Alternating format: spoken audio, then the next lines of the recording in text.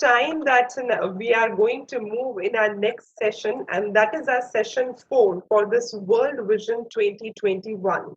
And when we talk about the Work Vision 2021, of course, it is related to the world. So, like saying this, that the Work Vision 2021 for the world coming up won't be wrong. So, my dear friends, as we are talking about the HR in the new normal and beyond, in this session 4, we are going to discuss about using assessments to hire right, which is very important, because when we say that we want to hire the talent, that means we are hiring that talent which is going to drive our businesses ahead, which is going to take our businesses on the heights. But how to hire right? Post pandemic, of course, when you are not meeting them personally, because when we say that we are going to hire the talent, at that time we say that we need to hire the people for their attitude, because skill is something that can be trained, but attitude is something which is in your personality, and it is only the attitude that makes you or breaks you. So how to assess that thing? And we have got some assessments, like how we can use assessments correctly to hire right. This in this session 4, my dear friends, Work Vision 2021, HR in the new normal and beyond, is now witnessing the session 4, which is going to give us like a new path to explore about using assessments to hire right. In this, we are going to have our eminent panelists with us. One by one, they are just joining us up. I can just see them popping up out their names over here. So yes, they are joining us all. And till then, I would like to give you a brief introduction about all the panelists till the time like all of them joins and we start the session. So let me please tell you that in this galaxy, we have got CEO of TCI Global Division and Group HOD, HR and Admin, Transport Corporation of India Limited, Mr. P.K. Jain. We are also witness over here, Senior HR Leader and Strategic HR Advisor, Ms. Soma Pandey, Founder and Managing Partner of Mass Player, Mr. Inderjeet Chatterjee. Yeah, sir is already here. Also, we are going to have with us the panelists, Deputy General Manager, Talent Management and Diversity, including and belonging, Randstad, Ms. Ankita Banerjee. Yes, I can see the names popping up out, and yes, we have got the panelists over here one by one. They are joining it up, and let me please tell you that this session is going to be moderated by the leadership coach and principal consultant Showmakers, Mr. Bomi Monik-Shah. So I can see sir's name as well. Sir, can we see you? So welcome to this session. Good morning and thank you. And sir, this session is all going to give you the power to have the weapon in your hand and to get all these answers from the panelists, because you know, there is no big weapon than a mic when you have it. Like, of course, we have it virtually now, but yes, we can get the answers out of the panelists about the subject that we are going to discuss. I hope I use it more as a wand to be able to get the magic out of them rather than use it as a weapon. I can make out, sir, you are a very good orator. And I think like soon we are going to start. If Ms. Tarina, can you please allow us to start this session so we can just start if all the panelists are here? Sure, I think Ankita's just joined. Ankita, if you can put on your video, and Mr. Jain. So if you can put on your video, please. Friends, human resource management is a really very important topic. And when we are talking about this Work Vision 2021, it has become like foremost on our like top priority list. Because, you know, further when we are talking about the HR in this new normal, in post-pandemic, there are a lot of challenges that we people are facing. But ultimately, you know, when we replace the word problem with a challenge, it comes to excitement and we are ready to win it. So I hope in this session, we all are ready to win this challenge, what we are going to discuss about this using assessments to hire right. And this is a really important subject because hiring right people for the right organization is very important, because when an organization gets the right talent, it drives the business, it drives the growth, and ultimately it drives the growth of the country. So we all are working towards that only because we want to take our country forward. And I can see my all panelists over here. Just one Has second, Mr. 1 Jain minute. joined? Maybe we should, sir is still there. Yeah. Sorry, you were mentioning a few moments back that the question of challenges is another side of looking at it. Usually on the coaching parlance, we look at challenge typically as an opportunity, because the moment you say that there is a challenge, you start with first giving it a problem statement. And then Right. say it's a problem, you start looking at it as a challenge. And then you want to go beyond that as a challenge and say that, hey, if you look at the opposite side of what that problem is, it's actually an opportunity for you to explore and be able to get onto it. Of course, sir, it's a new opportunity because you actually then have a right to just break the record that you have already created. You can break your own records and you can just create new opportunities out of it and new heights you can achieve. So that's like very correctly mentioned by you, sir.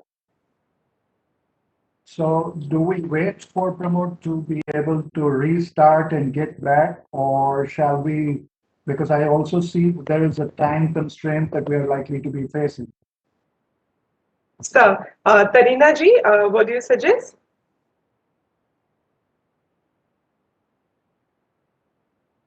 Ms. Tarina Basu? Tarina ji, what do you say? Should we start? I think so. We have that time limit thing to us, so we should go ahead with this. So till the time, like I hope Mr. Jain would also like re-log in into the session. Yes. And before I hand over the thing to you, sir, for the moderation of this session, I would like to give a like formal introduction about you, because I know like you need no introduction, because I can see the charm of the words that you have with yourself. But yes, of course, I would like to mention. I would like to share this with all our participants and with the panelists as well, that Sir Mr. Bomi Monik Shah, he's a leadership coach and principal consultant from Shaw McCann's. 30 years of distinguished career as an HR professional, business partnering across 54 industries, from oil and gas exploration, production through petroleum refining, with Reliance Industries as their then youngest deputy general manager in 1996. He was also responsible for the fastest ramp up in Reliance Telecom back in 1997. So there is much more to him, and I would say that he has got a lot of milestones to his credit. And sir, all these milestones, so I would now not able to cover in a go. So I think the best thing would be to go with your wisdom words for this particular session, where we are going to understand that how we can use assessments to hire right. So, sir, Mr. Bomi Monik Shah, it's over to you. Thank you. So I'm going to start off first uh, with introduction of each of the individuals, and there's been some pre-meeting discussions that we've been having. So we're going to take it more into a story format, if you wish. Starting with Ankita first, Ankita Banerjee. If I may take the liberty of introducing her, other than being part of Randstad at the moment, let me just pull her onto the main stage first. And so Ankita leads the talent management and HR, communication and diversity, inclusion and belonging for Randstad India operations. Ankita has been leading the HR services company headquartered in Netherlands. She is driven by a curious mind and passion for making work meaningful and sensible optimism. Uh, she has been extremely fortunate to start her career with a sales and account management role that helped her develop a deep understanding of business and client delight. Now, Ankita has around 7 years of experience under the belt, And what we are looking forward to is in the story format, she helping us first set the stage uh, as to what do we really mean when we are talking about the specifics, basically as far as assessment is concerned. Now, before Ankita starts off, I just wanted to quickly give a background as to the importance of this subject and the criticality of this subject that we are going to be discussing over the next almost about 90 minutes or so. So let me start off by saying that the Asia societies were more culturally and economically advanced than Europe at the end of the first millennium. And yet, by the 19th century, the West had leaped so far ahead that even some of the Asian nations themselves harbored the image of inferiority. Now, I'll give you an example. India was a member of the Regional Comprehensive Economic Partnership Drafting Committee at its inception in 2011. Yet in 2019, we decided to move out of it. When we decided to move out of it, the impact in the Asian market population of 30 million of opting out of RCEP is going to be that we have a 3.05 trillion economy with an Indian population of 1.3 billion versus the ASEAN has an economy of 3.11 trillion, almost the same, with half that population of 350 million. 650 million, pardon me for that. Uh, the reason why I'm mentioning this is obviously when we look at GDP and we look at these numbers, if the ASEAN region with half the population is able to produce exactly the same as what the Indian population at double the size is able to, obviously it brings us to that factor of productivity. When we look at productivity, we are talking about the corporate world in its sense, not just from a developmental perspective, but equally so from a hiring perspective. What we hire, who we hire, how we hire, ultimately at the end of the day, makes the difference in the organization to where the organization goes. Keeping that in context, we thought it is essential not just to be relying on the interview system as most of the Asian countries do, but to look at a scientific method, and therefore we looking at the psychological tools that are available, the psychoanalytical tools that actually should be helping from an assessment perspective to be able to hire right. It is in this context that we want to be looking at assessments in being able to hire right. Having given this background, I'm going to request Ankita now to please go forward and first give us a picture as to what does assessment really mean for us. By the way, Pramod, welcome. I can see you've been able to come in. Please go ahead, Ankita. Thank you so much, Bomi, and a very kind introduction. Very happy to be part of this panel discussion, of course. When you say, the context of assessments, for me, assessment means, a tool or an inference, which is kind of used as a predictor, if you will, in to ideate or to understand the likely success of an individual in a particular role, especially in this context of hiring.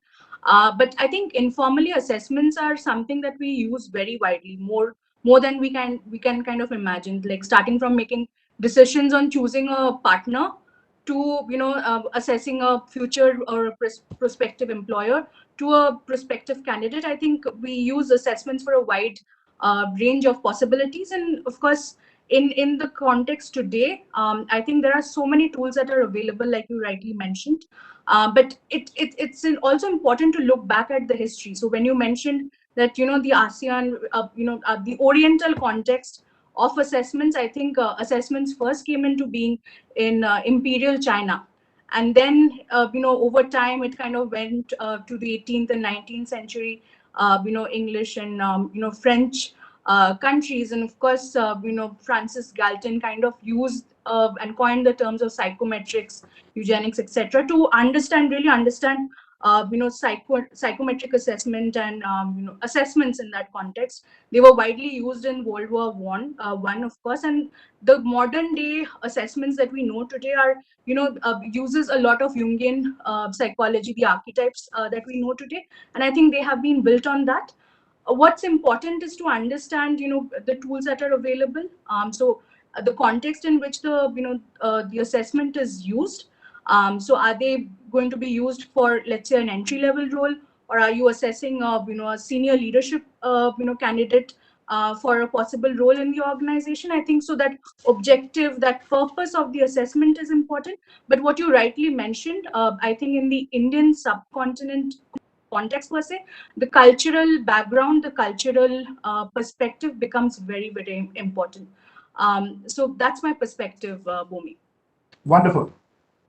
Okay, so I just in the same context, I wanted to understand if it's possible for you to highlight basically as to how did assessments get used in organizations that you have worked with? Basically, whether it is in terms of shortlists is concerned, analyzing and hiring the best candidate is concerned. Would you be able to give us a context of that, please? Absolutely, Bobby. So I think in my limited experience with Randstad, I have used assessments for a variety of reasons. So one of the key themes where I use assessment is for our leadership development programs. So we have an intervention called Touchstone, where it's almost like an assessment center, development center. The idea is to see if our talent is fully ready for leadership development interventions, and if they are ready to be looked as future successors for critical and leadership role. So that's been my take. And of course, when it comes to hiring, the context of the organization, the context of the role, like I mentioned, and like you mentioned, becomes very, very important. So are your assessments intentional? Is the background that I'll probably look at? And of course, are they really anchored in the organization's competencies, the leadership framework that you have today? Are they being used for that? So that's my take on this. Wonderful. Okay. I'm going to request the next panelist, Soma Pandey, and I'm going to start with a quick introduction as far as Soma is concerned, just so that we are able to also have the context as to where is Soma coming from when she's responding to some of the aspects as such. Now, Soma, our next panelist, has led HR in global roles across BPO, ITES, HR services, and FMCG sectors. She started her career in '96 after graduating from XLRI Jamshedpur with a strong grounding in industrial relations with the tobacco division of ITC Limited. Recently, she was CHRO of First Solutions and earlier the Chief People Officer for Randstad India. She worked for Mastech Business, where her key roles included business partnering, leadership capability management, HR enablement, and talent strategist for the technology delivery business globally. She is based out of Bangalore currently, after having lived in Munich, Germany for a few years in the early 2000s and Reading, UK for a couple of years, where her career took her. So welcome, Soma. As we were talking about having set the context initially, with Ankita mentioning basically as far as assessments is concerned and having assessments started way back in China quite a few centuries ago, we wanted to bring it to your context, especially having worked in multiple continents. In terms of what has been your experience, what's been kind of usage that has taken place as far as assessments is concerned, specific towards hiring, but also generic towards other aspects within the organization that you've been in. Sure, thank you, Bomi. Delighted to be here.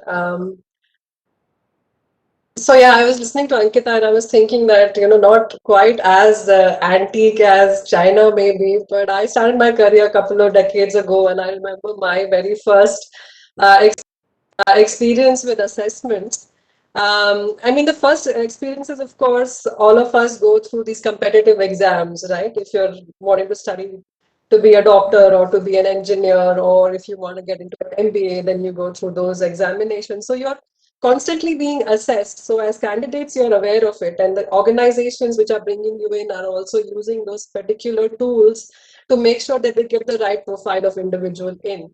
And I have just completed my MBA, started my new role, got a new posting. And I was, within a couple of weeks of joining, I was told, okay, go and work with the head of, this was a factory, a consumer goods factory, manufacturing setup. I was told that go and work with the head of physical security because he wants to hire two security guards. I was like, my God, I've done this fancy MBA and I'm being told to hire security guards. I was like completely not enthused about it. I thought it wasn't a good use of my time. And at that age, you think you know everything. So I went and I met the head of physical security, and he was this ex-serviceman, tall, commanding personality, booming voice. And I still remember him after all those 25 years. And I thought, okay, fine. We live in a small town. We've already advertised. There must be some 25, 30 people. I will sit with him. There will be an interview and we'll be done. So I reached the office. He said, let's go to the field. I said, sorry, why are we going to the field? He said, we're looking at security guards. So first thing I want to see is that they can run behind a thief. You know, I want to see if I teach them how to blow out a fire, can they actually learn that skill?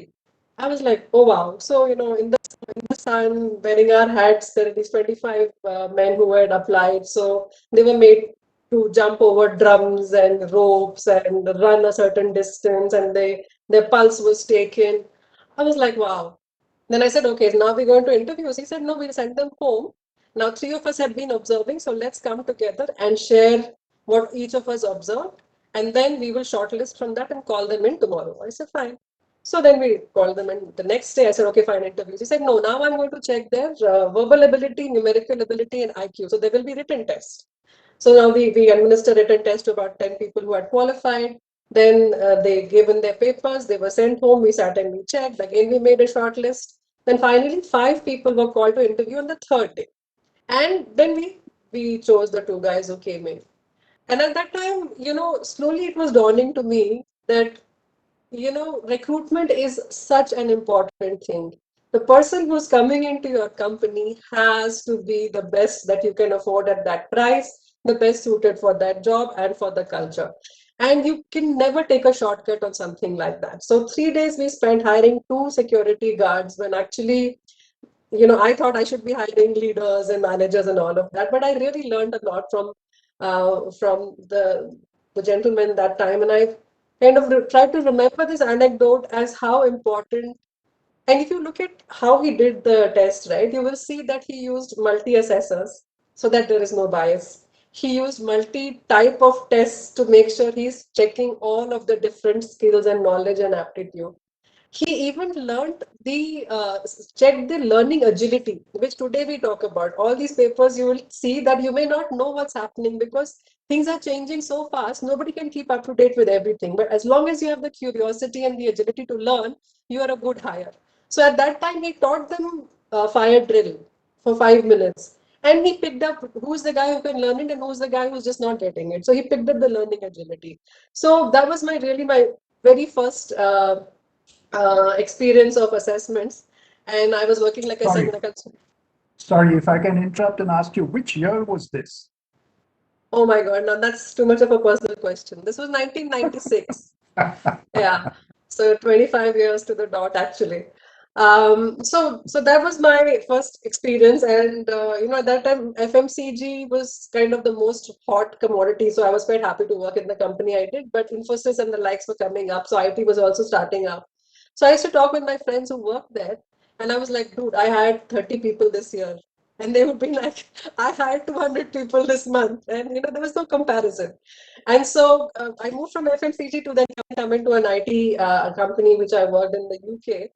And over there, I wasn't doing volume hiring, but what I had experience with there was sales guys. How to hire sales folks who can work for an Indian company based in the UK and sell to those. So over there, the nuances of testing, multicultural sensitivity, the global communication skills, all of those became extremely important. And at that time, we also hired a business head for the UK entity. So that whole assessment center kind of a thing, first experience really of psychometric tests, that happened. And then I came back to India and I joined Accenture. And in Accenture, I heard the term recruitment engine because literally it's an engine. Like there is so much churn, people are joining, people are training, people are leaving for better jobs, and the company is growing. So while I was there, we grew from 23,000 to some 75,000 over 6 years. So every month we were hiring thousands of people, and it was literally like assembly line. The person comes in, they're put through one test and then shortlist and then next test and then interview and then, second round of interview, third round of interview, offer, accept, blah, blah. So I realized for the first time, the whole machinery of recruitment and the value of assessments, because ultimately what we had done in the factory over 3 days, you can't afford to do that now. The candidate will not stick around so long. They don't have that kind of time frame, and they have five people fighting over them, right? There is a talent shortage in the IT industry. So there's five people they're interviewing with. You have to snatch them. And in that, you have to make the best choice. You can't take the 3 days also because recruiters themselves are very precious commodity. You can't waste your recruiter's time interviewing hundreds of people. You have to first, narrow down the funnel and only talk to those really best candidates so that you can do this a test. So I think I've therefore seen a whole range of how to take a very long time, like I think old army style selection process versus today how we do that. And of course I should mention that during the pandemic, again, I was working for a BPM company at the time, and we hired about 10,000 people in 6 months, all of them virtually because there was lockdown, nobody could come. And that's when all we got used to and signed up with many of these tools where they do remote testing, they do remote video interviewing. You can have offline video interviewing. So there are this bunch of questions which you send to the candidate. They read the question, they give the answer, record it. Now that saves a lot of time. So I can see all kinds of things that are happening in the selection and assessment space, which are helping you save time, get more accurate sense of the person, and also, do a good sense of culture fit. So while I don't want to take too much time in the very first part itself, I think what Ankita was also saying, and I think you also said that what's important is the fit, right? Just because a very fancy tool exists out there, right? And as all of us as HR professionals, we've gone through it that, there are phases which come that at some point, the Hogan methodology is very popular, and then the MBTI is very popular, and then 16PF is very popular. So there are phases which come, and I feel that any of them would work provided you know how to use it. What are you looking for? There is no ideal that this tests give this profile and every company should hire that person. It's not going to work because your clients are different, your context is different, your culture is different, the politics in your organization is different. So, as a recruiter, as an HR person, you have to be very aware of what you want. And then the tests should be used to get what you want rather than you start with the test and say, okay, this is the fancy thing, I will buy this test, and whatever it gives out, I will utilize it. So there are many ways to do it. And I think one of my favorite quotes is from Alice in Wonderland, right? She says that where you're going, any path will get you there. So you can always buy the best assessment tool and think that you've done it, but that's not the answer. You have to know where you're going and then choose the right path to get there. I think I'll stop now and maybe come back after if you have questions, etc. Wonderful. So I just wanted to add a few pieces in this and then ask you a little bit more in depth as far as the hiring engine per se that you mentioned about, right? First of all, contextually, I just wanted to bring in an appreciation for the audience to say that assessments have, especially in the Indian subcontinent, in India per se, have been in use right from 1943 onwards in the armed forces. You know, so the Services Selection Board, which goes through a plethora of psychological testing to actually physical testing and so on and so forth. Uh, the 2 or 3 day SSBs that they have even today to be able to identify the officer-like qualities is concerned and so on and so forth, has been there right from 1943 onwards. You know, number one is that. Number two, you talked about the hiring engine, and this was something that I experienced way back in 2005 in Delhi, right? Those were the days in the ITITES and BPO sector that I famously remember Asim Premji mentioning that his factories go home in the evening, something to the tune of his factories go home in the evening and he has to pray that they are back in the morning, right? Those are days when the Correct. attrition Yeah. levels were hitting through the roof. And I think it was becoming an extremely strong aspect, like, even for the talent acquisition team.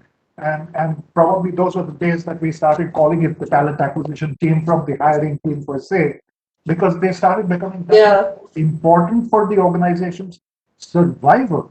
You know, it literally put the survival under question because talent was starting to go through a revolving door. They would come in one day, go away the next, and you know, as you said, it ultimately became a war for talent, where the whole focus started shifting on how do you really be able to not just bring in the right talent, but being able to retain. And those were the phases when actually uh, the assessment centers and development centers also started coming up more into focus as far as the both the FMCG sector as well as much for the IT/ITES is concerned, right? Uh, so here's my question. Here's the thought process that I want to try and build for everybody in an appreciation. How how was talent acquisition able to utilize assessments per se to more strongly being able to define on the competencies, on the skill sets that were required within the organization. Uh, Take, for example, if we're talking about BPO, then voice and accent was an important issue to actually be focused on, right? Those were the competencies that were very critical to the job, very critical to the role. Uh, what, in your experience, were some of those tests that were being used, and how were they actually being helpful in terms of hiring the right talent as concerned? Sure. So the way I look at it is that first you need a job description. You need to know exactly what the person is required to do. Then you need to look within your company and say who are the people who do this really well and what are their skills, competencies, qualities. See, one is basic that if you want a Java developer, they should know Java. They should have experience in doing something for 1 year, 2 year, 5 years, whatever the level of proficiency you need. But apart from that, go talk to the managers, team leaders of the Java programmers who are doing really well in your company. And that gives you the set of competencies or behavioral aspects of a person who will do really well in this role. So that's what you do. You create a job profile and then you create a success profile, as we call it. So what are the knowledge, skills, attributes of the person and the culture fit that you need. Now, see, where you need a needle, you should not use a sword. So also, if you are hiring 10,000 people for a particular type of job, only like 20% of it will possibly stay with you very long and get promoted to next level. So this whole culture fit and trying to do all the tests even at entry level is not something I would highly recommend, right? You choose the tests depending on what the career path of this person is going to do, and you have to be very smart about where you introduce the tests. Now, how we used to do it is the first thing is to shortlist using the resume itself, that if a person has not done X, Y, and Z, there is no point bringing them into it. So that's the first shortlist. Then you have the first level of test, which puts them through the very basic knowledge that you require. That can they communicate in English? Do they understand a basic of math or numerical ability? Do they have a basic IQ of putting, two and two together, of spatial reasoning and all of those things? So those would be the first things that we do. In large companies, you will usually partner with a third party who does that basic shortlisting for you. So as a company, you advertise a job, you get thousands of applications, and then you hand them over to a third party who does a basic level of shortlisting, and then they send you the candidates. Usually, you want to save the time of your recruiters and your interviewers for that cream of the pot, so that you can, really spend more time interviewing and judging them on different behavioral aspects. So I think that's how we used to do it. Specific tests, I don't know if I want to name, because we were working with certain partners. But typically that would be how it would be. So you take the ticks of what they need to know, then you pass it on to a partner who does further shortlisting and sends you back the cream, and then you either put them through a on-the-job test. So you will give them a small snippet of, program something for doing this, or if it's a BPM, then you will say, okay, record something for responding to this particular client. Or if I'm hiring for HR, I'll say develop a presentation for this particular project. So something which shows you how they would work on the job. And then once you have the shortlist from there, then you go into an interview phase where you will have the functional round, technical round, and then the HR round.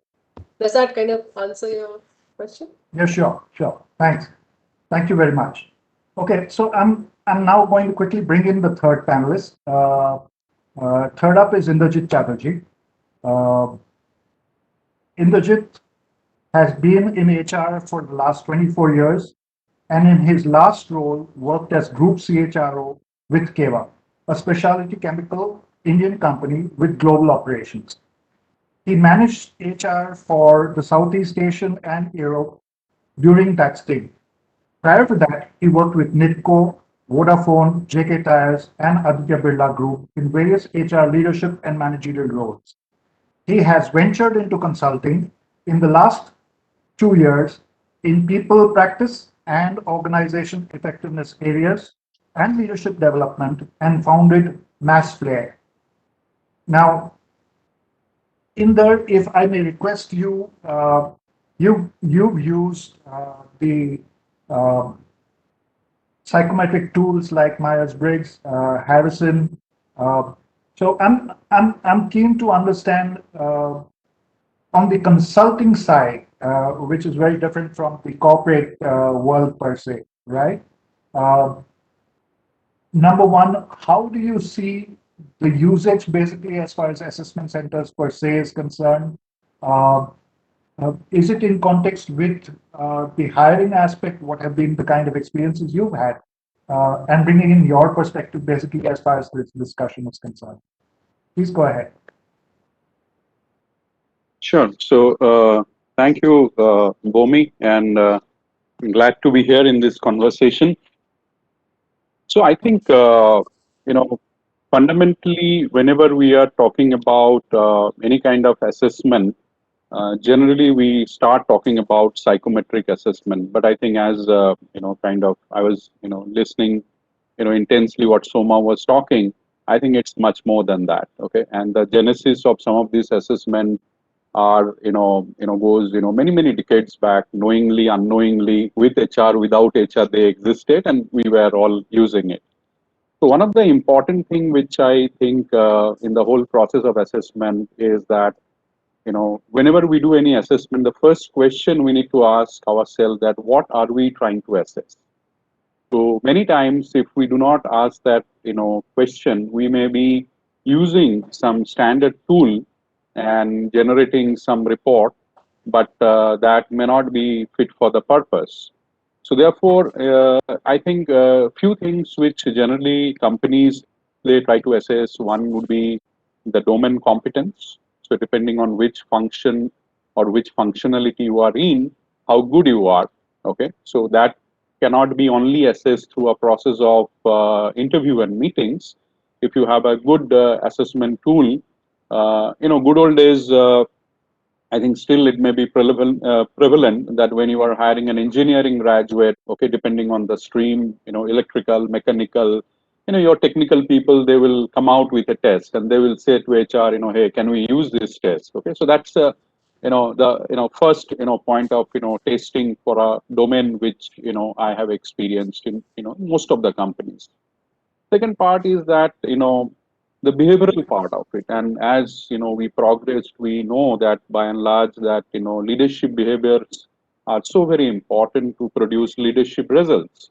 So how do you assess behavior? How do you see some of the leadership competencies which are important for a particular role?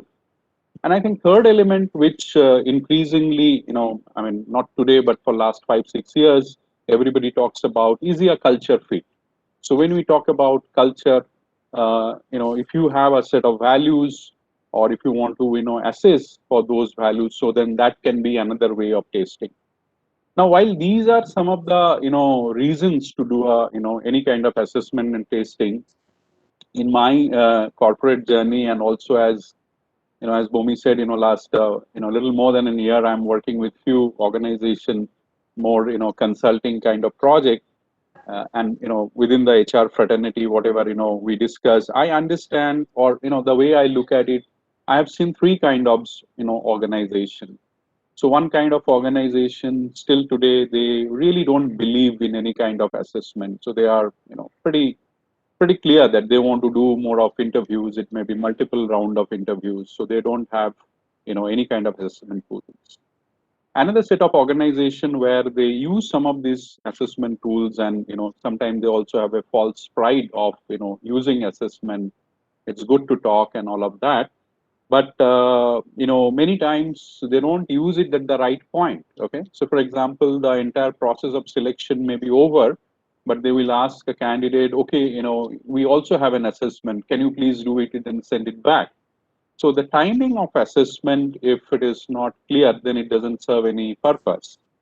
And one of the most important element is that as HR, as a hiring manager, or even a line manager who is participating in this hiring process, if he is not trained on those assessment tools, okay, if he doesn't know how to use it, if he doesn't know how to interpret it, then probably you can have any and every report and it is left out to your interpretation.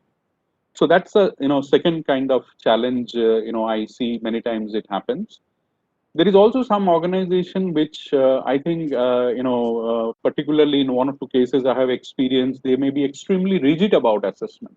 Okay, so they may go to another extreme where they may be looking into assessment as the tool to finally select a candidate. Okay, so I think that blend, that how much weightage or how much importance we give in terms of our each of this selection tool, I think that makes that blend is also very very important. One additional thing, very quickly, I would also, say that, in my own career journey, so I have not worked in IT, so that part I, don't know, but telecom was something probably close to IT, but mostly in the consumer food, consumer manufacturing, chemicals, automobile, retail.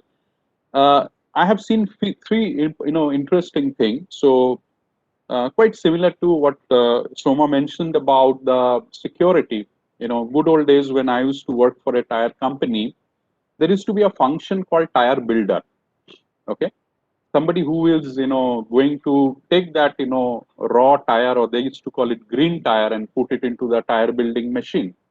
Now that job requires huge amount of physical strength and endurance. Okay, so therefore, those days, getting those people, we used to hire from a particular, area where we used to get people. There was certain standard of height, there was certain standard of weight, and again they will undergo certain kind of physical endurance test. Okay, which were the main criteria, and if you pass that, less rest of the things are all trainable. That is how the organization used to look into it. Uh, Moving on, one of my assignment into retail, where we were having large format lifestyle retail stores selling furnitures, furnishing. One of the important element what we have found, that when you hire the customer care people, it is very important for them to have some basic sense of design, basic sense of aesthetics, and it's also sense of space. So if a customer walks into the store and says that I have a say 18 by 14 living room, and I'm looking for a sofa. So are you able to visualize that space? Okay, and are you able to give suitable recommendation? So again, those kind of tests to understand whether the candidate has got a basic design sense, understand space, understand color schemes. They are very important. In my last assignment, when I was into a fragrance flavor company, we had a very different equation of domain talent. So perfumer. So globally, if you need maybe 5 or 6,000 perfumer, you already have only maybe 2,500, just half of it. Okay, so it's a other way where there is a demand and supply works very differently. So functions like that, when you hire, what also becomes very very important, that is the person can smell. So smelling as an element of tasting, there are ways to do it, and the people who are expert in the domain, they know how to do it. I'm not an expert, but we facilitated those process, and that becomes very very important. So one, last point. Therefore, I would say that while you may have multiple tests which are available today, but every industry, every business is unique, and therefore you need to understand that for your unique requirement, can you be a little more creative? Can you create certain test or assessment which is in your context of business is very very relevant? So therefore, that's my quick take on this, Bhumi. Wonderful, wonderful. So I'm going to come back a little bit later in the session, basically to also help you to bring out as far as some of the downside of over dependence on assessments is concerned. I'm sure there have been experiences that Soma would have, that you would have, when we get into over dependence also as far as some of these assessments is concerned. But very quickly before that, let me Right. bring in the most versatile member out of this panel, the last up and most diversely functionally experienced Mr. Pramod Kumar Jain is concerned, is a seasoned logistic and supply chain professional with 35 plus years of experience across the value chain of freight warehousing, railways, import and export. Uh, he's been fortunate enough to lead the conceptualization and execution of PCI's foray into becoming a global supply chain in logistics is concerned. Uh, he comes up with a vast experience, basically starting with as a legal professional, and went on to lead the global operations as currently the CEO of TCI Global is concerned. So welcome, Pramod. Uh, I'm sure you've had a huge amount of experience of implementation as far as assessments is concerned within the organization itself is concerned. So what are the different facets that you can share for us specific to TCI? How does TCI use assessments? What are the different ways it uses assessments in different areas as such? If you can throw some light on that, please. I'm sorry, you'll have to unmute yourself. I'm unmute. Yeah, okay. Ah. So good afternoon, and thank you very much, Mr. Bhumi, for this wonderful words. The theme of this event is the Work Vision 2021, HR New Normal and Beyond that. And our topic is using assessment to hire. I will be confining my talk using the assessment tools for hiring, and beyond that, we are using these different assessment tools not only for hiring but for like from hire to retire kind of things. We are not only hiring the people but providing them the career path for a long association with the organizations. The employees are not as a cost centers, but we are treating them as a service centers also. And now coming to the what we are doing in the TCI, we have around 15 different assessment centers in the pan India levels strategically, and we are using the different assessment tools, which include the psychometrics or the cognitive or the different other tools, not only for the hiring but for the internal populations also. So our major hiring, the frontline operator, you can say blue collar guys, we are using the different tools, including the on-job training also before hiring.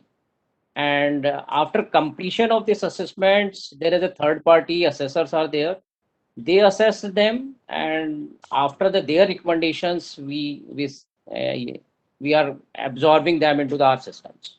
So that is the big chunk of the people, around 1,500 people are coming from this channel every year. And the next phase of our hiring is from the campus and the lateral hirings.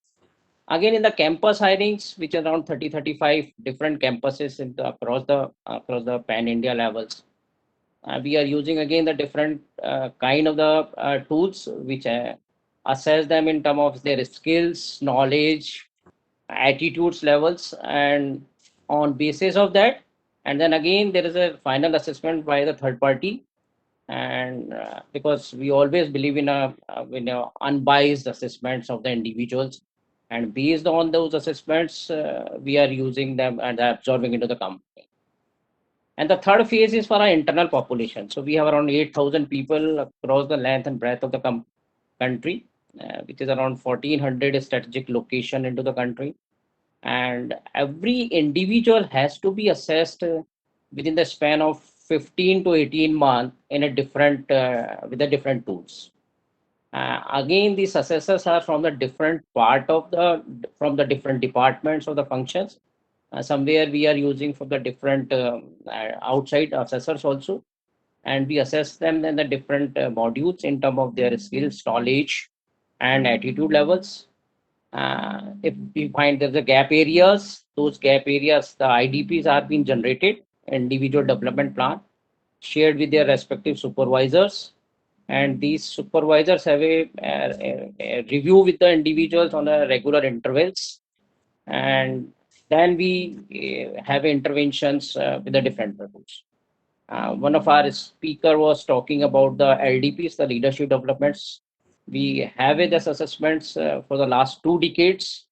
We do not hire the top managers from the market, but if somebody have joined from the scratch, maybe the management trainees or the blue collar guys, keep trained them internally, externally, in house, out house, in country, out country, and then they say that they can develop their skills, knowledge, and attitudes over a period of time, and they can take a higher and higher responsibilities. We are using the different tools, including the you can say the role plays exercises, or maybe the presentation exercises, or the case study based exercises, um, either in terms of their emotional intelligences. Keeping this COVID into the mind, there's a lot of tests. We are using different tools for their emotional intelligences. How do they manage the stress, keeping the work from home options, and the coming to the offices also. Being a logistic industry and we are the essential services, um, we are on the front line for moving the cargo from point A to point B. So during this period, there's a lot of stress has happened. We have noticed a lot of stress is gonna. So we have agencies, outsource agencies, where they are using the different tools for their emotional intelligence is part of that, keeping this in this era of time, how they are emotionally discharged, how they are emotionally strong enough to deal with the different situations in kind of things. So nutshell, assessments is part and parcel of our life in the ecosystem, and this whole this process has been taken care for the better succession planning, and as well as the reducing the attrition rate. Our attrition rate is below 6.5% for the years togetherly. We are into the Indian market for the last 60 to 63 years. So that's the experiences I have. I've been assessed myself, been assessed by the different peoples, different agencies over a period of time. So that's my experience. Wonderful. So far. And I'm in the HR for the last 4 and 5 years. Before that, I'm the hardcore line function guy, being handle the operations. But one fine morning, I got this opportunity to take care of the HR also. So that's a dual responsibilities. I'm being into the organization. So HR is always near to the heart, talking to the people and the people management. So that's my experience. So far, TSI is concerned. Absolutely, absolutely. On a lighter side, if I may say so, you work with an organization that here from point A to point B, as you said. In the coaching world, we constantly talk about taking the mind space from point A to point B is concerned. Point B. Uh, okay, so I think I'm now going to actually bring in everybody into a conversation basically where I want to start with Soma, and in terms of your experiences uh, on different competencies as to how assessments have been used in the hiring process. Any specifics that you all can share? Number one. Number two, as I said earlier, I'm I'm also interested in understanding some of the experiences that you all would have had on the downside that you all saw with over dependence on the assessment tools per se, you know, and what did you all discover later on, you know, in that individual's journey or in that you know process on what actually had been assessed versus what ultimately came out in some of those experiences concerned. Uh, just so that we get a flavor on both the sides. Please. So, Inder, if it's okay with you, I'll take a plunge and go first. Can you hear me all right? Yeah, please, please. Yeah. The biggest example that comes to my mind is of where we did not go with our instinct, but we went with the test results, was when we went wrong. There was this person who, on the psychometrics, their strategic orientation, their analytical skills, their ability to handle crisis, all of those were coming really much better than some of the other candidates we were talking to. And even though my colleague who was the business side and we both were not very sure that this person is the right fit for us. We were working with an external agency who were a headhunting firm, so they had only given us 4, 5 candidates, and there was comparisons and all of that. We said, okay, let's try this person. Everything else is ticking the box. It's just a very nebulous feeling that we didn't have correctly. Now it turned out that this person came in, and within 3 months we realized that he was all talk. So he knew all the jargons, he could say all this good stuff on strategy and all of that. He could impress a group of people. But beyond that, really taking the strategy to execution or really working with the team and getting things done, he was not able to do. So I think we cut our losses, and within 6 months before his probation could end, we parted ways, and he also realized that maybe he had made a mistake. And I think that's where, with the proliferation of assessments, we have to be careful that many people can oversell themselves in some of these. So you have to be very careful which tool you use. And it's bad for both sides. If you have the wrong fit, it is not good for the company, not good for the person also. So if you're a candidate, never oversell yourself.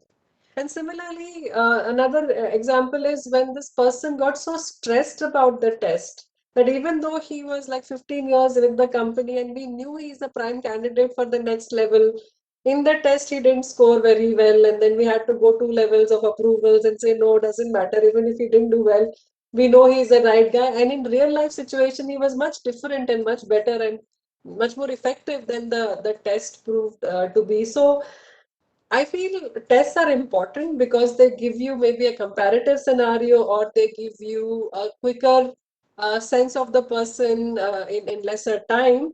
But ultimately, the human angle of people who have experience and who have watched the people, or who have worked with different types of people, you should have that element also coming in somewhere in the hiring process or promotion process. Otherwise, just relying on one tool can either type A error, which is not hiring the right person, and type B error of missing out on the right person, all of that can happen. So be careful on that, I would say. Wonderful, wonderful. Thank you.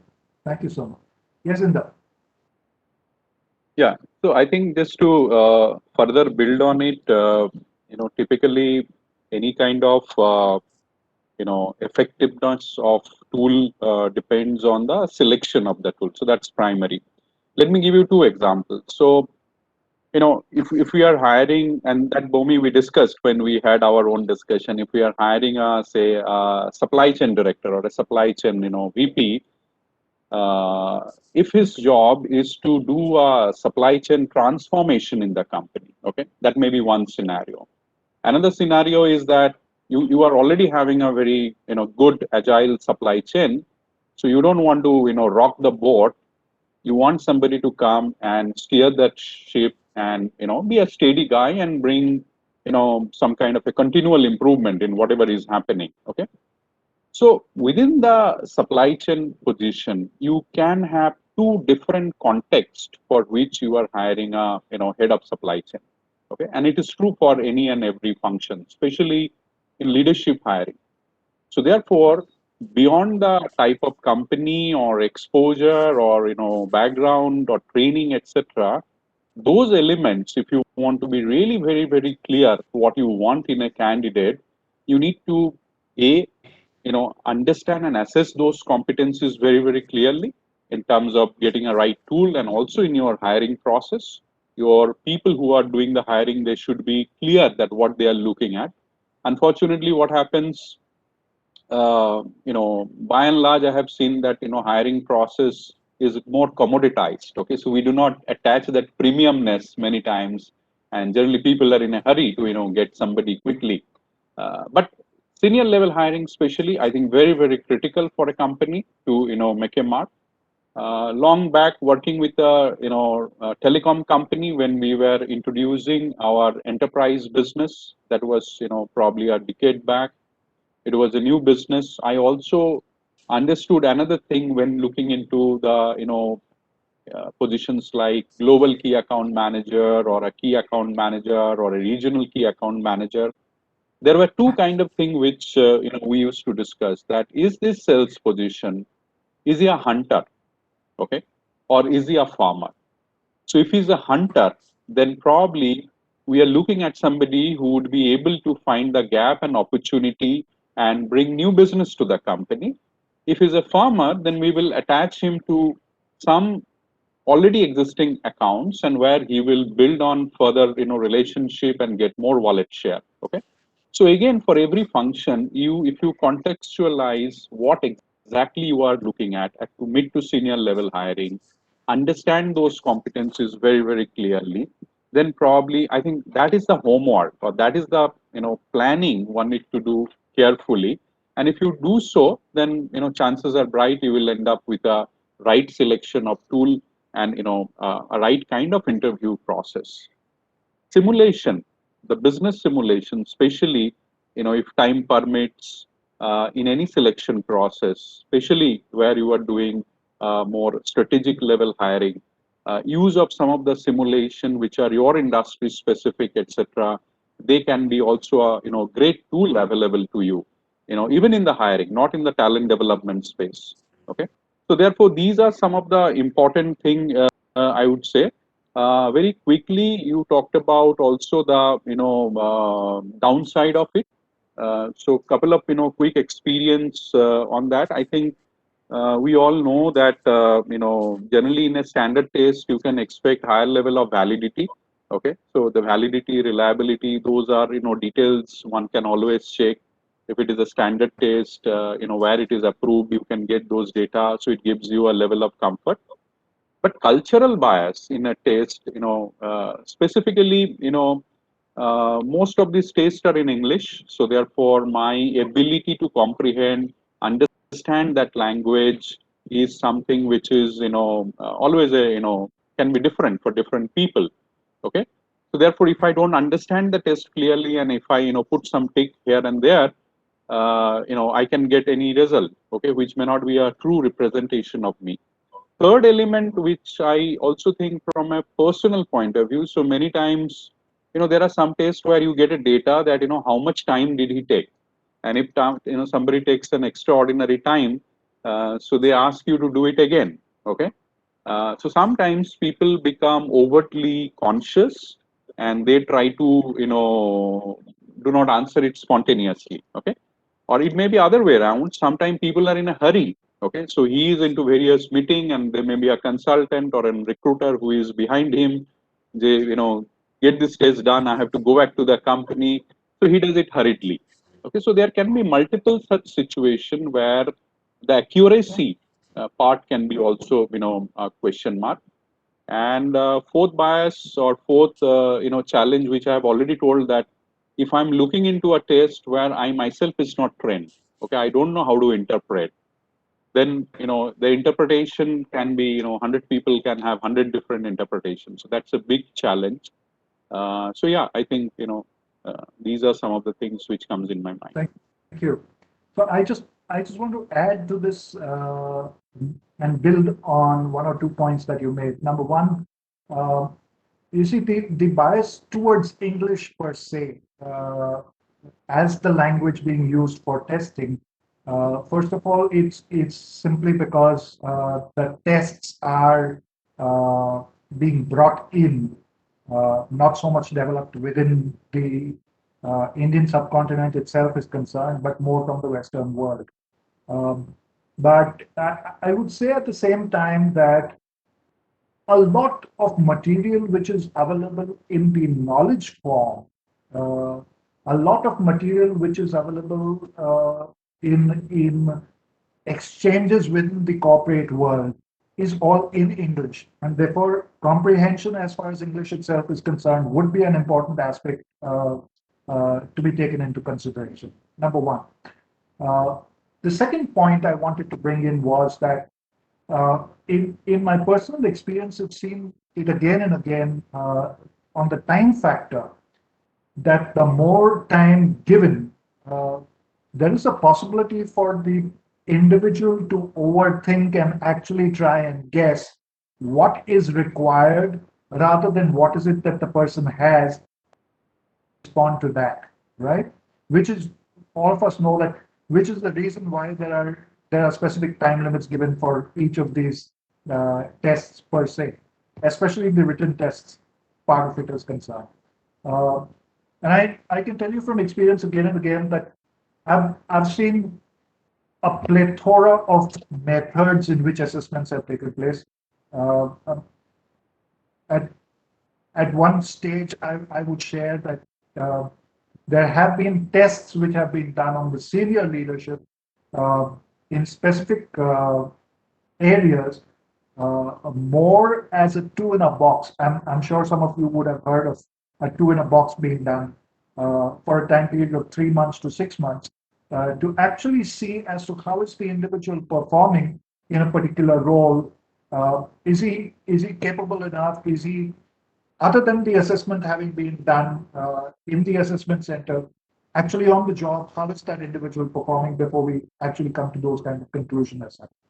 Uh, so sure, there are several of these downsides. One needs to keep that in mind. But at the same time, um, these are actually scientific tools which are available and which, if and when used appropriately, can give us the right hires per se. Okay, so having said that, I'm gonna bring in one or two more factors for the group to discuss upon. Uh, uh, there are core competencies that each one of you all would have experienced based on which certain assessments would have been done, certain tools, specific tools. Uh, Starting from Soma, can you describe any of those tools that how they have been used on certain specific competencies? Uh, take for example when I talk about digital competency, right? How has any of the organizations you've been with used tools for assessing digital competencies?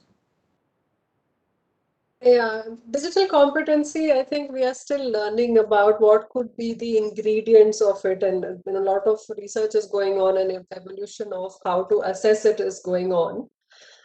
So typically, what you would look at is innovation, learning agility, those kind of uh, critical thinking that a person who can think in a certain way would be able to operate in the digital world in a different way.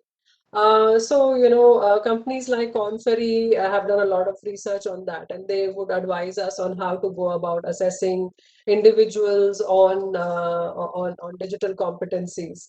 There are several other partners as well that you can work with who have um, either questionnaires or tools wherein this can be assessed. But typically, it will be a mix of 3 or 4 different things rather than one big thing as far as digital competencies is concerned. So yeah, I think that's where I will let it be for now. Okay, great. Um, any of the other members? Yeah, sure, bro. Yes, please go ahead. Sorry, we are not able to hear you again. For the last 2 years back, we started the assessing our people on how they are tech savvy and how they are using this technology in terms of moving from the writing to the digital form. And we were using around 5 and 6 different tools into the organization. This is maybe the how they are equipped with the using the ERP is concerned, how they are using the electronics gadgets in their day-to-day life, how they are describing for the Googles and other things, how they are using in their day-to-day life also. So we have around 300 people. We have selected the 300 people and given them this test on the online. There's a 190-minute test are there. So in our own platform, we have given the entire tools for them. They have replied, or they have online. They have submitted their responses, and the set of the assessors are assessed them, and whatever the gaps we found it. Then there's a IDPs are being generated, the intervention has been given, and the next year we again move it. So we found it that keeping this exercise for the internal population, we find around 40 to 43% people has moved from again what they were and what now they are. So that's a regular exercise we are doing in our organization. Yeah, and I'm sure a lot of organizations have actually been doing this. So going back again to some of my experiences is concerned, uh, maybe when you were responding so much, you were thinking of digital competence much more from a software testing perspective, and so on and so forth. Whereas what Pramod was responding to was the ability of technology in today's context per se. Yes. And I remember Yes. when the shift was taking place in the earlier word processing world. Uh, when I say the earlier word processing world, I'm talking about almost about 25 to 30 years ago. And we used to do selection of secretaries uh, in the context of different organizations. There would be that constant requirement to check out on Microsoft Word is concerned, check out on Microsoft Excel is concerned, check out on PowerPoint presentations is concerned, and so on and so forth. So sure, exactly what Ilda was talking about, it depends on interpretation of this, right? Yeah. Right. Uh, so great. Okay. So let me again throw another important question to the group and get your experiences out on this, which is to say that uh, there are tools that can be used as far as hiring is concerned, psychometric tools that can be used, and they are all, as so much said, in context to what is to be assessed, right? That one would look at which different tools. Uh, in the whole group's experience, having so many tools, right, from Myers-Briggs, Harrison, Belkin to several of these tools as such, uh, in context to leadership hiring, is there a favorite that each one of you all has? I'm sure if you've extensively used assessment tools, there is a favorite that each one typically goes for, right? Uh, I remember about 15 years, 20 years back, Myers-Briggs used to be the top of the chart. Anybody you ask as far as psychometric testing is concerned, the first thing that comes up is, yeah, I'm familiar with MBTI, you know, and then what the conversation of saying is to what is MBTI about, and you know what are the uh, differences between an introvert and an extrovert, and so on and so forth and such. So the question is, all four of you all would have your favorites, right? I want to hear what are those favorites and what is it that you like in context to those tools, you know, and how do you think it can actually help in terms of leadership hiring is concerned. So uh, I'm going to start with, if it's okay, I'm going to start with Amhita to bring her into this conversation to say, which is the one that is a favorite of yours that you have utilized basically from a leadership hiring perspective? Thanks, Bomi. I think from a leadership hiring context, what I have really enjoyed using is one, of course, there are these traditional tools like a PAPI or let's say even a Thomas assessments, a DISC assessment. But in that context, I think a simulation is also very important to see how the leader performs. The other aspect is to also understand, because at a senior leadership level, more than I think techno-functional skills, you would be also looking at the people management. So how they respond to the organization, to the leadership framework elements essentially. So we again have of course used Conferry extensively to identify leaders from within the organization. But I'll take a moment here to something that both Soma and you alluded to earlier, is about the context and whether these kind of tools when they are used really make sense. And I think the other day when we were having a conversation, I brought about, because DNI is something that's very close to my heart. Are you ensuring that your assessments today are accessible? And when I say accessible, not just from a software or a hardware perspective, but also are you really being welcoming of people with different working styles? Are you being welcoming of people with different personality types? And I talked about the white lab coat syndrome. The moment I go into a diagnostic clinic, I know my BP is going to shoot up, my blood glucose levels are going to go up. So are we really bringing in those contexts? Because when you're welcoming a new leader or when you're looking at a new leader, all these elements become very, very crucial. And we keep talking about, culture fit. I think we have to go beyond culture fit and talk about culture add. How are you enriching your own organization's culture? And what is that uniqueness that the leader is bringing into the organization? I think apart from using these traditional tools, you'll also have to kind of design and implement tools or processes or signals that you will use in the complete context of your hiring process for a senior leader. I hope that answers your question, Bomi. Sure, yes, very much so. Yes, Soma. Yeah, I'd like to make 2 points on that. I think what is my favorite is really a 360-degree kind of appraisal. When I'm hiring someone, I would want them to not just talk to the boss they'll be working with, but a couple of peers, some cross-functional leaders, as well as a couple of team members. I feel for leaders, it's more important to get the real feel of how they will fit into the company rather than just rely on psychometrics. And just to add to the point that Ankita very well brought out was on the inclusion and diversity perspective, right? Now, I think Mercer did one study in 2019 where they said about 40% of the companies, especially in the services sector, who hire in large volumes, they are using artificial intelligence to shortlist candidates. Now, artificial intelligence learns from historical trends.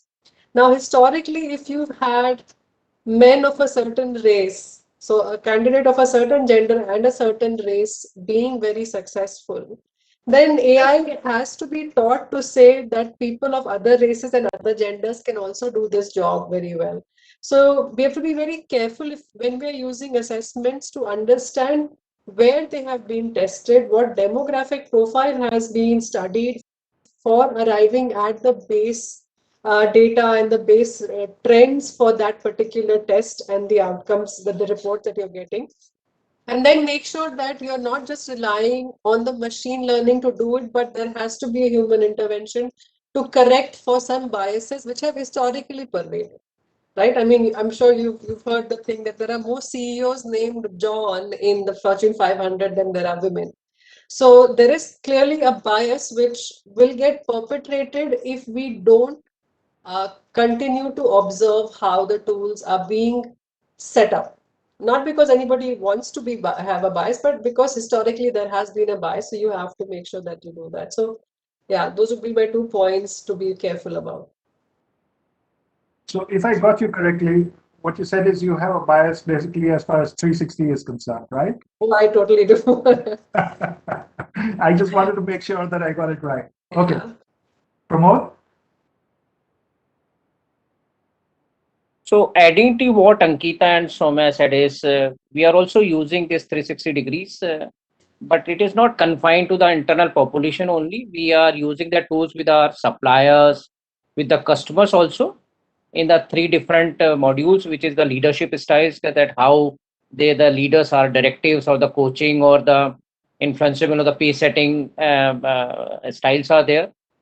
Simultaneously, we are also using the intelligence inventories, how they are emotionally fit and how they are well aware of their emotions also.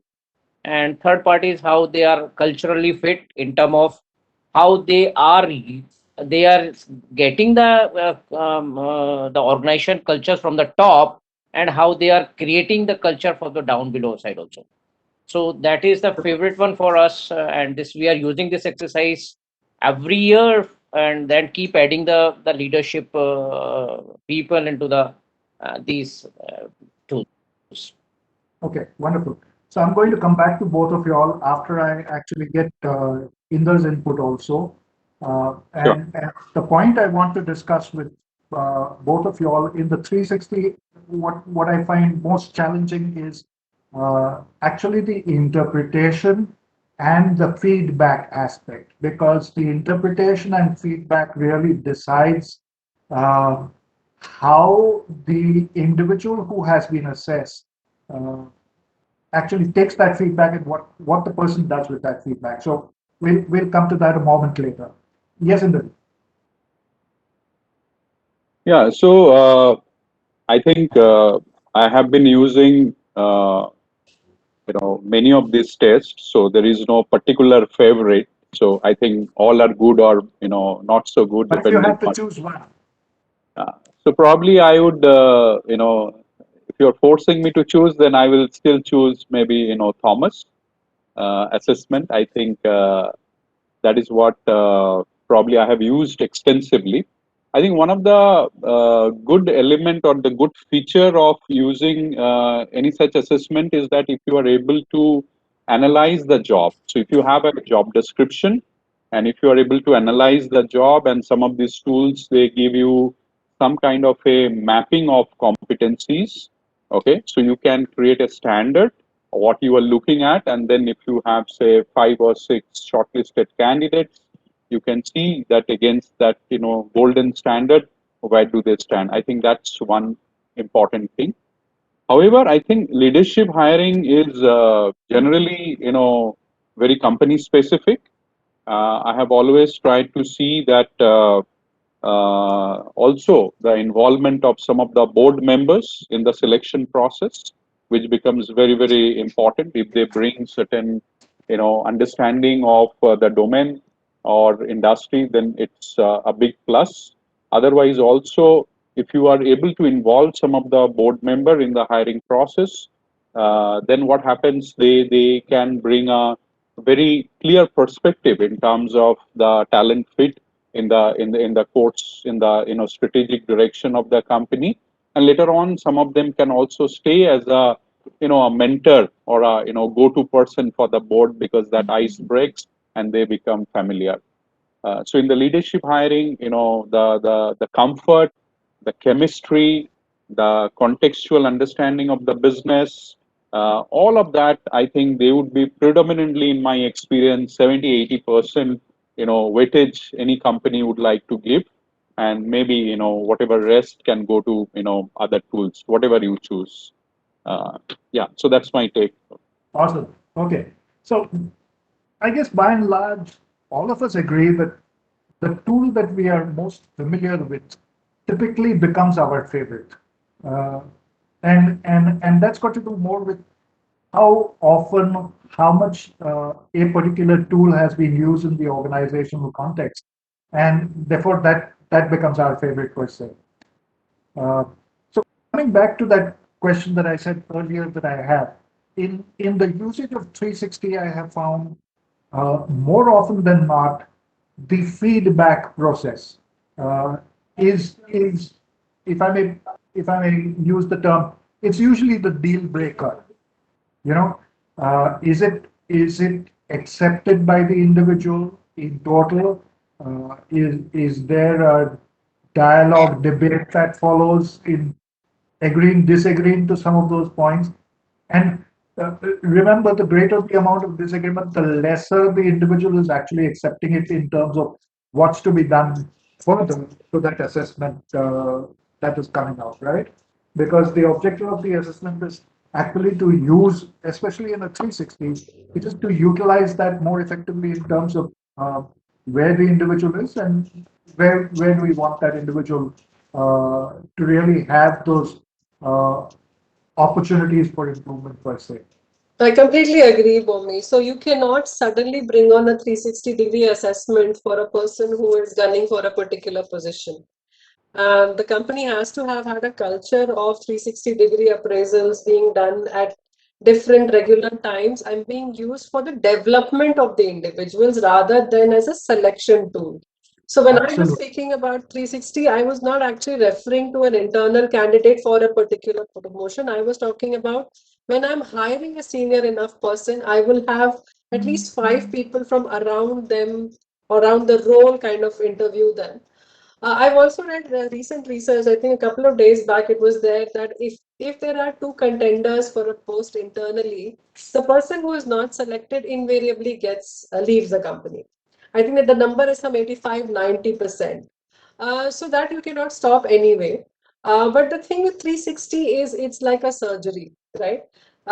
Emotionally, the person who is going through that is kind of opening themselves up. You are cutting them open from different angles. The only humane and the fair thing to do is to stitch them up properly. So you really need to have trained people within the company or externally to provide the feedback and bring it to closure.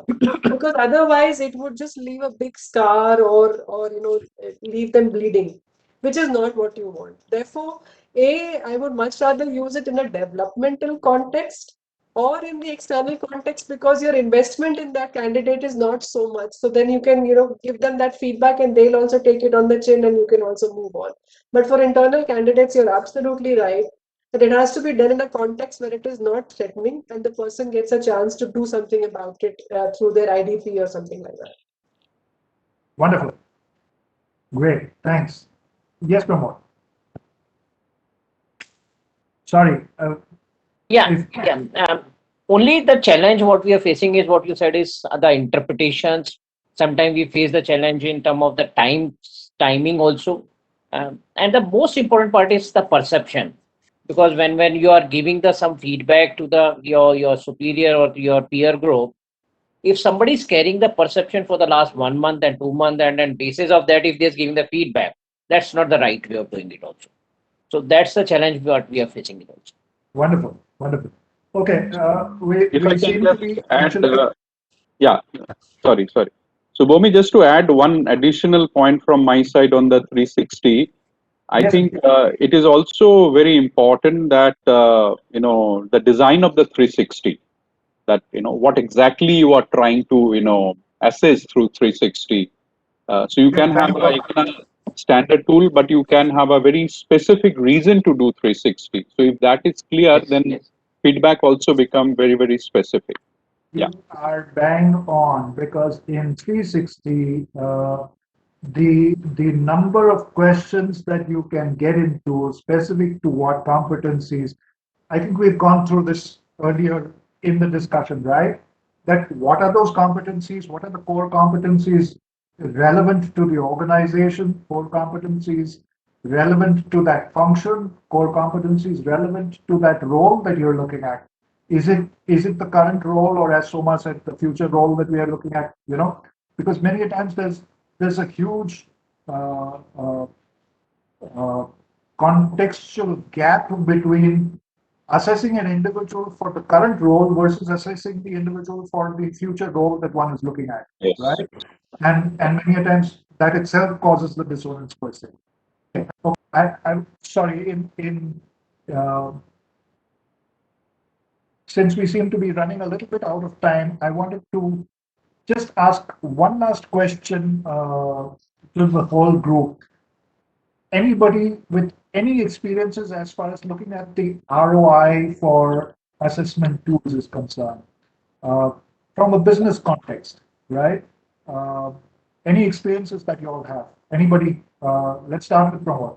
Anything that you've experienced where So you can yes, actually bring yes, out the ROI we using these assessments?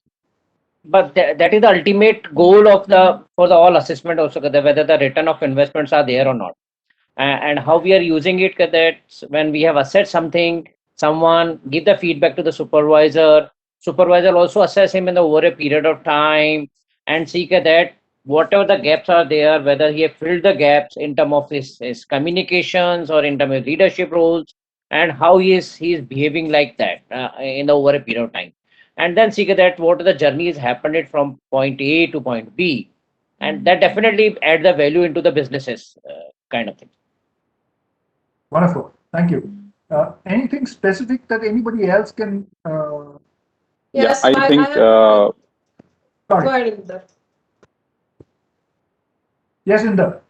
so very quickly, I think, it's not about return on investment on assessment tool, it's return on investment into the entire hiring process. So are we hiring right? Assessment tool is a sort of a subset of that.